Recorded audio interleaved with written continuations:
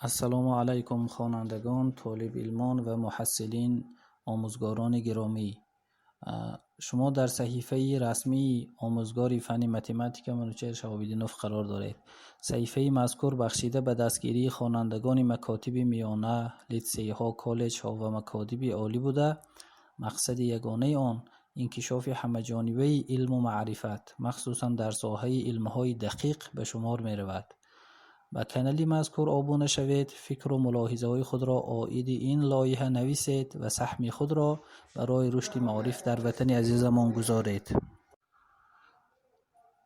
اینک مسئله رقم 140 از مواد مرکز ملی تستی را همراه دیده میبریم. اساس های ترپیتسیا 10 سانتی متر و 20 سانتی متر بوده، طرف های پهلوی آن 6 و 8 سانتی متر می باشند. مساحت آن را میابیم. ما اول ترپیتسیا را تصویر میکنیم بگذار و از ترپیتسیا دو سه‌کنجه را جدا میکنیم، همچنان که در مرکز آن راست کنجه باقی میماند و اگر یکی از کاتت های یعنی در اساس کلان ترپیتسیا جایگیر بوده ای سه‌کنجه یکم را X گوییم. قسمتی که همچون طرف مقابل راست کنجه و برابری اساس خورده است به 10 سانتی متر و قسمت باقی مانده آن 10 ترک X می شود. اکنون ما برای یافتن مساحت ترپیتسیا از فرمول مساحت ترپیتسیا که به حاصل ضرب نیم سومه اساس ها بر بلندی برابر است استفاده می بریم. اول برای این بلندی را می یابیم. برای یافتن بلندی از سه‌کنجه ها از فرمول یعنی تئرم پیثاگور استفاده میبریم.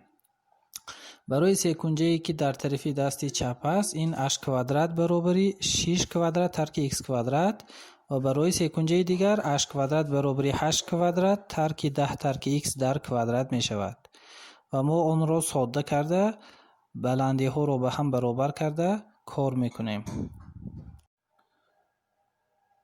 از برابری بلندی ها یعنی که ما میابیم که 36 ترک x کوادرات برابری مینوس 36 جمع 20x ترک x کوادرات و اگر از اینجا x را یابیم نامعلوم را 3/6 می شود و نامعلوم یافته امان را x را به معادله خواهیم یکم خواهیم دوم، اما راه آسان ترینش یکم و معادله یکم یعنی h کوادرات برابری 36 طرح x کوادرات میگذاریم و از اینجا h را میابیم که به 4/8 برابر میشود.